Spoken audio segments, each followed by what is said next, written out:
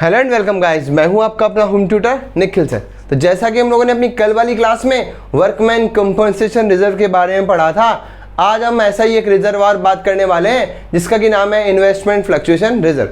जो मैंने आपको कल एग्जाम्पल कराया था, सेम उसी एग्जाम्पल के बराबर आपको एक क्वेश्चन मिलेगा, वो आप अपने आप सॉल्व कर लेना। उसमें भी वर्कमैन कंपनसेशन रिजर्व के बारे में सेम वही ट्रीटमेंट करना है जो मैंने आपको कल समझाया था। आज हम लोग एक एग्जाम्पल और लेने वाले हैं, इलिस्ट्रेशन नंबर 28 फ्रॉम डी के गोयल। तो क्या करेंगे हम लोग, आज इन्वेस्टमेंट फ्लक्चुएशन रिजर्व को समझेंगे। ये समझाने के बाद आप क्वेश्चन नंबर 28 इसी बुक में से, या अगर आपके पास टीएस ग्रेवाल है तो आप टीएस ग्रेवाल में से भी इन्वेस्टमेंट फ्लक्चुएशन रिजर्व का कोई भी ट्रीटमेंट इजीली कर सकोगे। तो चलिए स्टार्ट करते हैं हमारा आज का वीडियो। क्वेश्चन बोलता है कि PQR 3 पार्टनर है जिनका कि प्रॉफिट शेयरिंग रेशो पहले 3:2:1 था, लेकिन वो फ्यूचर में अपना रेशो चेंज करना चाहते हैं। यानी एग्जिस्टिंग पार्टनर अपना रेशो चेंज कर रहे हैं, और कैसे कर रहे हैं, वो इक्वली कर रहे हैं। तो मैंने तीनों में क्या लिख दिया, 1:1:1।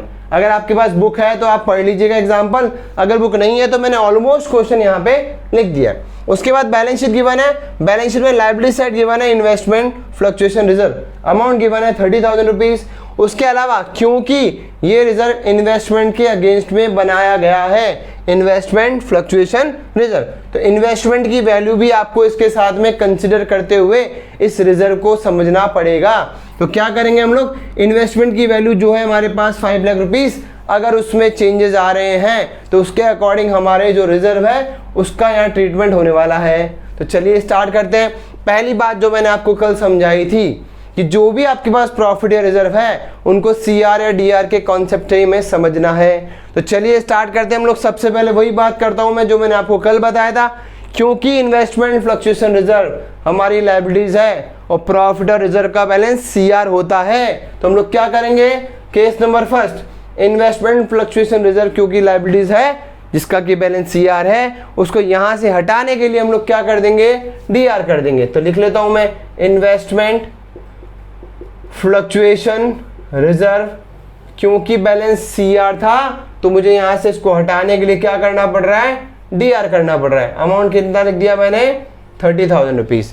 अब क्योंकि हम लोग बात कर रहे हैं केसेस की, अगर मैं आपको यहाँ ये समझाना चाहूँ कि कोई एडजस्टमेंट है ही नहीं तो क्या करूँगा, क्योंकि प्रॉफिट या रिजर्व का डिस्ट्रीब्यूशन या एडजस्टमेंट होगा तो इसको डिस्ट्रीब्यूट करना मैं आपको सिखा रहा हूँ, एडजस्ट करना मैं गुडविल की तरह से पहले आपको बता चुका हूँ। तो डिस्ट्रीब्यूट करने के लिए जिसका बैलेंस CR है उसको DR करोगे, और क्योंकि प्रॉफिट या रिजर्व की वजह से पार्टनर के कैपिटल इंक्रीज हो जाते हैं, तो जिस कैपिटल का बैलेंस CR होता है उसको इंक्रीज करने के लिए हमें CR साइड ही रखना है। ये आपने 11th क्लास में ही पढ़ा होगा कि कैपिटल में हम लोग प्रॉफिट को तो ऐड करते थे और लॉस को लेस करते थे। अब क्योंकि यहाँ प्रॉफिट है उसमें कैपिटल में ऐड होना है, इसका मतलब जिस कैपिटल का बैलेंस CR है उसमें ऐड करने के लिए हमें CR साइड ही उसको रखना पड़ेगा। तो अब हम क्योंकि केस कंसिडर कर लेते हैं। पहला केस क्या बोलता है, case number first, there is no other information, जैसे हम लोगों ने कल भी पढ़ा था।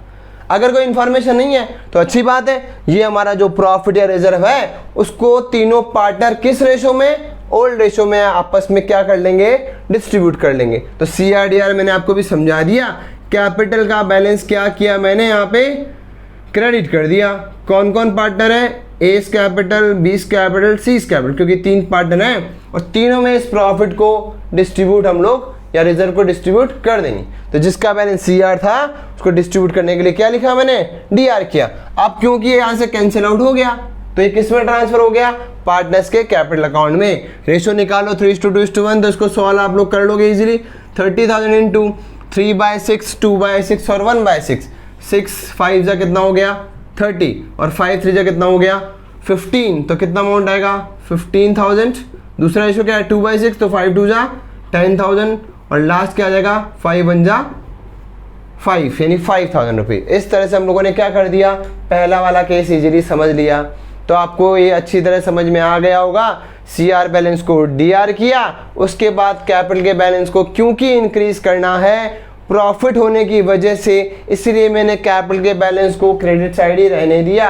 और इसका मतलब क्या है कि वो प्रॉफिट किस में ट्रांसफर हो गया, पार्टनर्स के कैपिटल अकाउंट में। अब हम लोग बात करते हैं केस नंबर सेकंड की।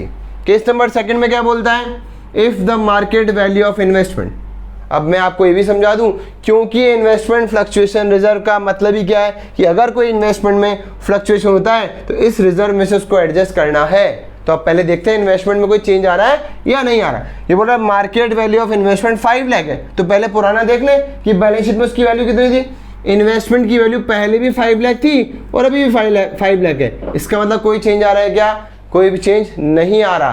तो केस नंबर फर्स्ट और केस नंबर सेकंड ये दोनों क्या हो जाएंगे? सेम हो जाएंगे, क्योंकि इन्वेस्टमेंट में कोई चेंजेस नहीं है। तो पार्टनर क्या करेंगे? उस रिजर्व को अपने आप डिस्ट्रीब्यूट कर लेंगे। किस रेशो में करना है? ओल्ड रेशो में। क्योंकि इन्वेस्टमेंट में कोई चेंजेस नहीं है तो वही इन्वेस्टमेंट फ्लक्चुएशन रिजर्व का टोटल जो बैलेंस है वही 30,000 रुपीज पार्टनर्स के कैपिटल अकाउंट में ओल्ड रेशो में ट्रांसफर हो जाएगा। तो आप अपना आंसर इसमें चेक करेंगे तो फर्स्ट एंड सेकंड केस में सेम एंट्री आपको बुक में नजर आएगी लिखी हुई। अब बात करते हैं हम लोग केस नंबर 3 की। अब केसेस पढ़ने से पहले एक काम कर लिया करो आप लोग, जो मैंने आपको समझाया था कि रिजर्व का बैलेंस CR है। केस नंबर 3 बताया था मैं आपको, CR है तो DR तो करना ही करना है हम लोगों को। तो क्या लिख रहा हूं मैं? Investment fluctuation reserve account debit. ये तो बिना देखे ही आप लिख दिया करो। CR बैलेंस कितना है? 30, तो DR कितना लिख दिया? 30।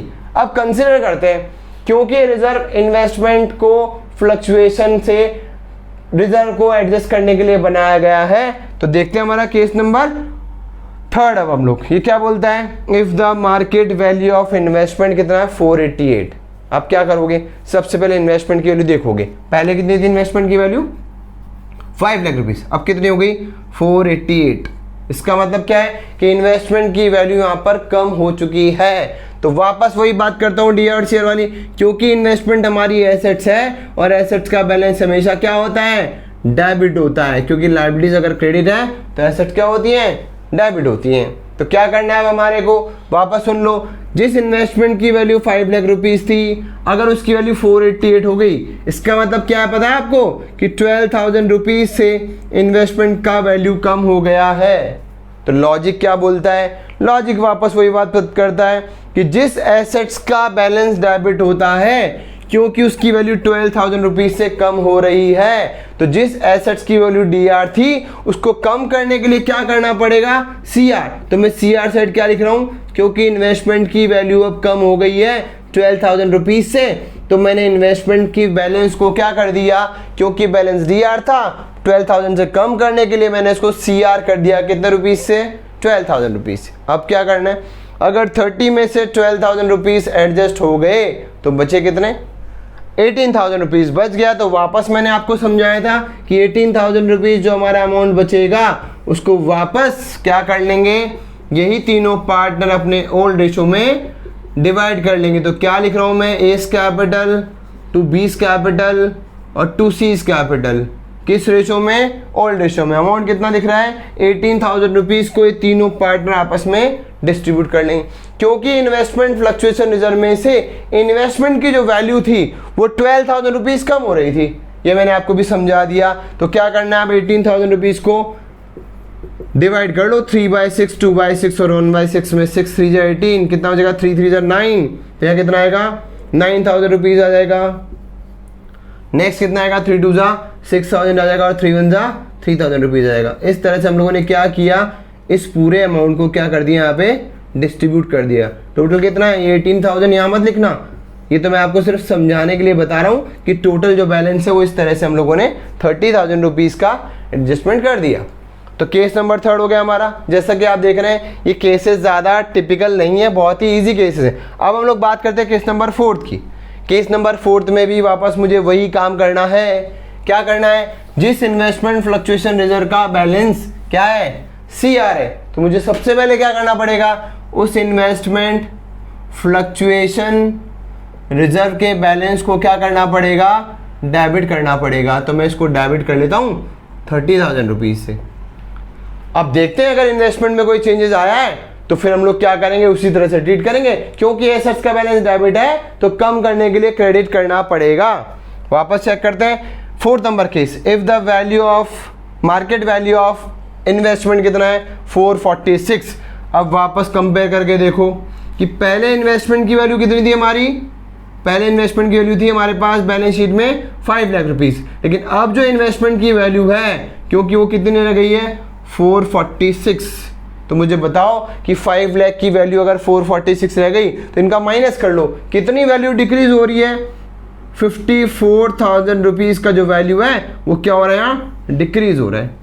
कॉन्सेप्ट बिल्कुल सेम रहेगा, आपको इसको बिल्कुल भी रटने की ज़रूरत नहीं है। क्या करोगे, क्योंकि इन्वेस्टमेंट की वैल्यू कम हो रही है तो जिस इन्वेस्टमेंट का बैलेंस DR होता है उसकी वैल्यू को कम करने के लिए हम लोग क्या कर रहे हैं, यहाँ पे CR कर रहे हैं। तो लिख देता हूँ मैं इन्वेस्टमेंट, कितना वैल्यू कम हो रहा है बताओ, 54,000 रुपीज़। ऐसा केस मैंने आपको कल भी सिखाया था, आपको बिल्कुल रटना नहीं है, आपको DR और CR से इस कॉन्सेप्ट को अच्छी तरह समझ लेना है। अब क्योंकि हमें दिख रहा है कि DR और CR के बैलेंस इक्वल नहीं है, किधर कम पड़ रहा है, डेबिट साइड में। कितना कम पड़ रहा है, 24,000 रुपीज़। ये मैंने आपको समझाया भी था। कौन सा अकाउंट ओपन होगा यहाँ पे, रीवैल्यूएशन अकाउंट, क्योंकि अगर एसेट्स या लायबिलिटीज की वैल्यू में कोई भी चेंजेस आता है, यानी एसेट की वैल्यू इंक्रीज या डिक्रीज होती है, तो क्या करते हैं हम लोग, उसको रीवैल्यूएशन अकाउंट में ट्रांसफर कर देते हैं। और कॉन्सेप्ट नॉमिनल अकाउंट से भी आपको बता देता हूं, क्योंकि हमारी एसेट्स की वैल्यू क्या हो रही है, कम हो रही है, तो हमें लॉस हो रहा है। लॉस का मतलब क्या होता है कि एक्सपेंस और लॉसेस डेबिट होते हैं, तो मैंने डेबिट कर दिया, तो नया अकाउंट ओपन होगा, कौन सा, रीवैल्यूएशन अकाउंट। तो लिख दिया मैंने रीवैल्यूएशन अकाउंट डेबिट। तो ये हमारा केस नंबर 4 हो गया। लेकिन मैंने आपको कल भी समझाया था, अगर रिवैल्यूएशन अकाउंट ओपन हुआ है तो उसको क्लोज भी करना पड़ेगा।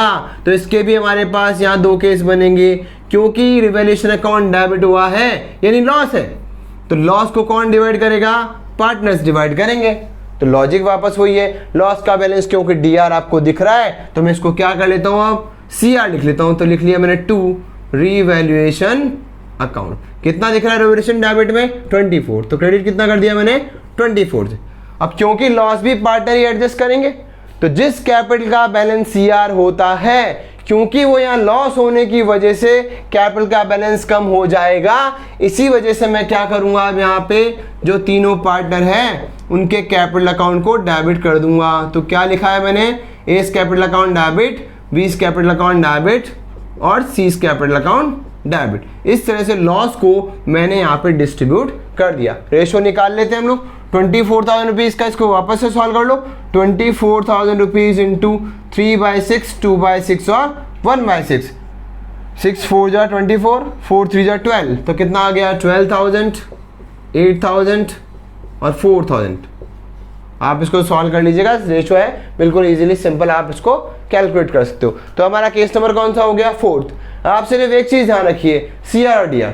इसके अलावा बैलेंस करने के बाद, क्योंकि ये रिजर्व जो है इन्वेस्टमेंट के अगेंस्ट बनाए गए हैं और इन्वेस्टमेंट की वैल्यू यानी एसेट की वैल्यू में चेंज आएगा, तो रिवैल्यूएशन अकाउंट अगर ओपन हो गया तो उसको क्लोज भी करना पड़ेगा। अब हमारा हम लोग करते हैं केस नंबर 5, लास्ट केस। तो जैसा कि आपने देखा, ये वैल्यूज जो हैं बेसिकली वो आप इजीली कैलकुलेट कर सकते हो।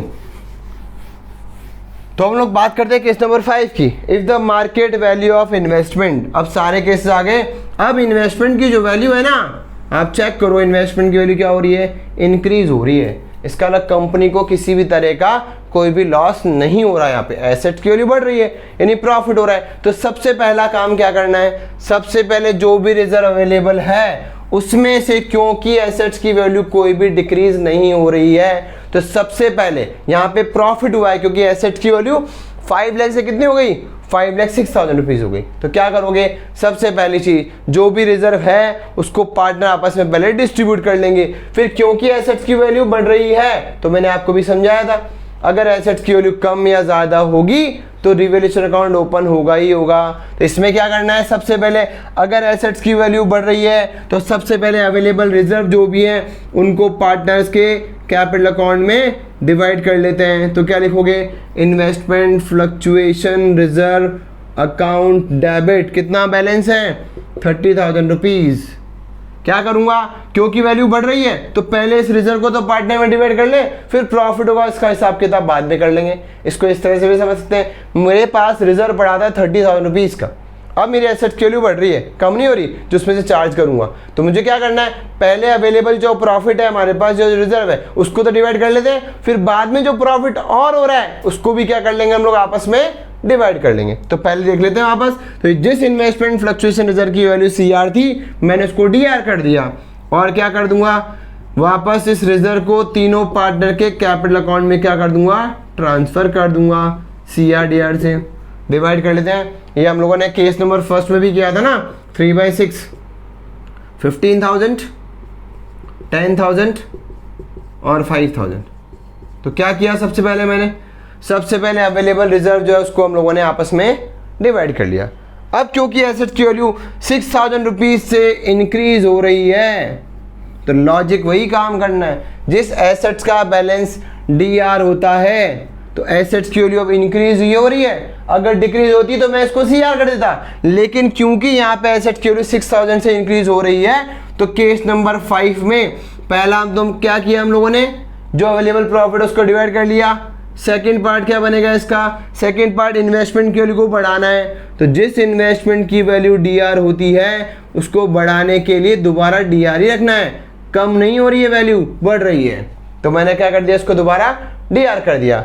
अब हमारा क्रेडिट साइड में क्या आएगा, क्या पढ़ा था, एसेट्स की वैल्यू इंक्रीज या डिक्रीज होगी तो किस में ट्रांसफर होगी, रीवैल्यूएशन अकाउंट में ट्रांसफर होगी। तो रीवैल्यूएशन अकाउंट में ट्रांसफर कर लिया, तो एसेट्स की वैल्यू बढ़ गई। फिर वापस नया लॉजिक जो मैंने यहाँ समझाया था, अगर रिवैल्यूएशन अकाउंट ओपन हुआ है, चाहे वो लॉस के केस में ओपन हुआ है या प्रॉफिट के केस में ओपन हुआ है, उस लॉस या प्रॉफिट को पार्टनर डिवाइड तो करेंगे ही करेंगे, क्योंकि रिवैल्यूएशन अकाउंट को क्लोज करना है। तो यहाँ पे क्योंकि रिवैल्यूएशन अकाउंट अब क्या आ रहा है, क्रेडिट साइड आ रहा है, क्योंकि प्रॉफिट हुआ है, ऑब्वियस सी बात है, तो क्रेडिट साइड ही आने वाला है। तो क्या करेंगे, जिस रिवैल्यूएशन अकाउंट को मैंने पहले क्रेडिट किया था, अब क्योंकि ये प्रॉफिट है तो इसको डिवाइड करने के लिए जिस रिवैल्यूएशन अकाउंट को पहले क्रेडिट किया था, तो उस रिवैल्यूएशन अकाउंट को मैं क्या कर लेता हूं, अब डेबिट कर लेता हूं। तो थर्ड एंट्री और बन रही है इसकी, रिवैल्यूएशन अकाउंट डेबिट। कितना अमाउंट आया आपका, 6,000 रुपीज। अब वापस वही केस आ गया, क्योंकि प्रॉफिट से पार्टनर के कैपिटल इंक्रीज होते हैं, तो जिस कैपिटल का बैलेंस CR होता है उसको इंक्रीज करने के लिए आपको वापस से क्या करना पड़ेगा, CR ही करना पड़ेगा। तो क्या लिखोगे, to A's capital account, to B's capital, to C's capital. Amount कितना है, 6,000 रुपीज। डिवाइड कर लो रेशो में, 6,000 इंटू 3/6, 2/6 और 1/6, कितना आएगा, 3,000 रुपीज, 2,000 रुपीज एंड 1,000 रुपीज। तो केसेस हमारे क्या हो गए, कंप्लीट हो गए। तो जिस तरह से आप क्वेश्चन करना चाहते हो उसी तरह से आप कर लेना, लेकिन सिंपल सा लॉजिक याद रखना कि CR और DR को कभी मत छोड़ना।